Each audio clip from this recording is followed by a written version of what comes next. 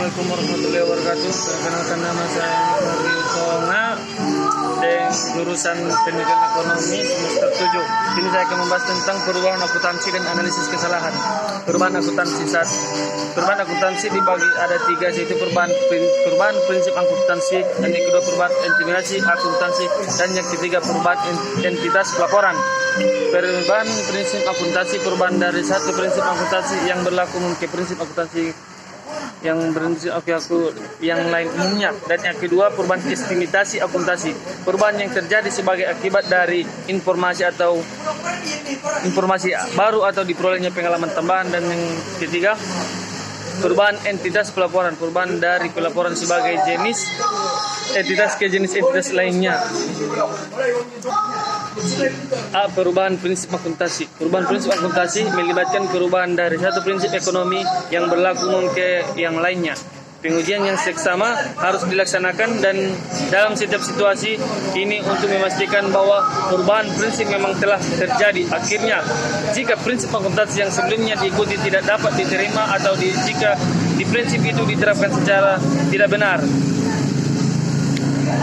maka perubahan ke prinsip akuntansi yang berlaku umum dianggap sebagai koreksi kesalahan perpindahan dari akuntansi dasar ke atau pajak penghasilan ke dasar aktual. 3 pendekatan berikut telah disarankan untuk melaporkan perubahan prinsip akuntansi. 1. Pelaporan perubahan pada periode berjalan.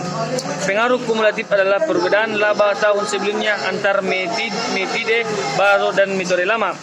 Penyesuaian ini kemudian dilaporkan hanya dalam laporan laba rugi tahun berjalan. Dan yang kedua, pelaporan perubahan secara retrospektif. Penyesuaian retrospektif atas laporan keuangan akan menyusun kembali laporan keuangan tahun sebelumnya atas dasar yang konsisten dengan prinsip yang baru ditetapkan.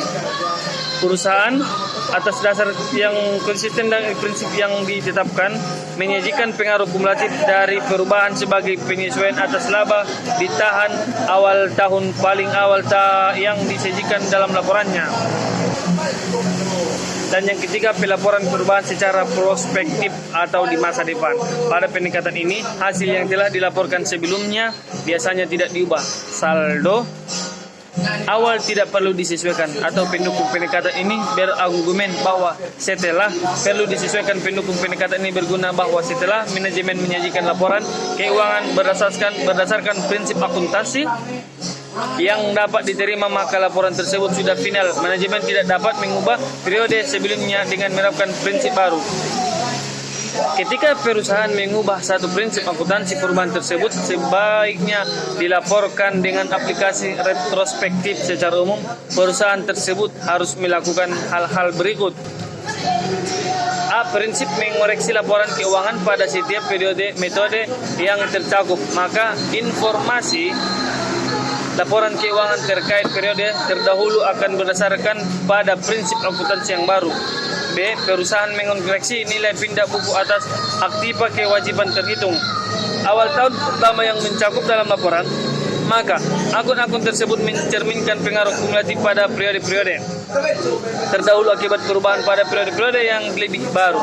Perusahaan juga melakukan koreksi pengimbang atau offset terhadap neraca pembukuan atas akun laba ditahan atau komponen relevan lainnya dalam akuitas pemegang saham atau aktiva bersih terhitung awal tahun pertama yang tercantum dalam laporan.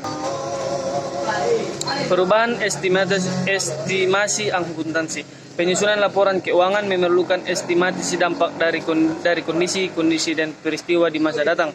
Berikut ini adalah contoh pos-pos yang memerlukan estimasi. 1. Piutang tak tertagih. 2. Keuangan persediaan. 3. Umur manfaat dan nilai sisa aktiva. 4. Periode yang menerima manfaat dari biaya yang ditangguhkan. 5. Kewajiban untuk biaya garansi dan pajak penghasilan. 6. Cadangan mineral yang dapat dipulihkan kembali. 7. Perubahan metode penyusunan. Perubahan estimasi harus ditangani secara efektif, yaitu tidak ada perubahan yang harus dibuat dalam hasil yang dilaporkan sebelumnya. Jadi, pengaruh dari semua perubahan estimasi diperhitungkan pada satu periode perubahan jika perubahan itu hanya mempengaruhi periode bersangkutan, atau 2. Perubahan periode dan periode di masa datang jika perubahan tersebut mempengaruhi keduanya. C. Pelaporan koreksi kesalahan. Kesalahan tertentu misalnya mengekspresikan neraca dalam laporan keuangan tidak signifikan bagi investor dibandingkan kesalahan lain. Kesalahan signifikan akan menyebabkan lebih saji atas aktiva atau laba. Saat berikut ini adalah contoh-contoh dari kesalahan akuntansi. 1. Perubahan dari prinsip akuntansi yang tidak berlaku umum ke prinsip akuntansi yang berlaku umum. 2. Kesalahan matematis yang diakibatkan oleh penjumlahan, pengurangan, dan sebagainya. Contoh, penjumlahan kartu perhitungan, persediaan yang salah dalam menentukan nilai persediaan. 3. Perubahan estimasi yang terjadi karena estimasi itu tidak dibuat dengan jujur. Contoh, penggunaan tarif penyusunan yang secara jelas tidak realistis. 4. Kelalaian seperti kegagalan untuk melakukan atau mengumpulkan beban atau pendapatan di akhir periode. 5. Penggunaan fakta yang tidak benar seperti kegagalan untuk mengundurkan diri, sisa dalam perhitungan dalam penyusutan untuk mendekatkan garis lurus. 6. Klasifikasi biaya yang tidak dapat tepat sebagai beban dan bukan sebagai aktiva serta sebaliknya. 2. Analisis kesalahan. Dalam pernyataan mendefinisikan materialitas adalah sulit dan pengalaman serta pertimbangan harus digunakan untuk menentukan apakah perlu melakukan penyesuaian atas kesalahan tertentu. Semua kesalahan yang dibahas dalam bagian ini dimaksudkan material dan membutuhkan penyesuaian. A. Kesalahan-kesalahan dalam neraca. Kesalahan-kesalahan ini hanya akan mempengaruhi penyajian akun aktiva, kewajiban atau ekuitas pemegang saham. Contoh adalah klasifikasi piutang jangka pendek sebagai bagian dari investasi, klasifikasi wesel bayar sebagai hutang usaha, dan klasifikasi aktiva publik sebagai penyediaan. B. Kesalahan-kesalahan dalam laporan laba rugi.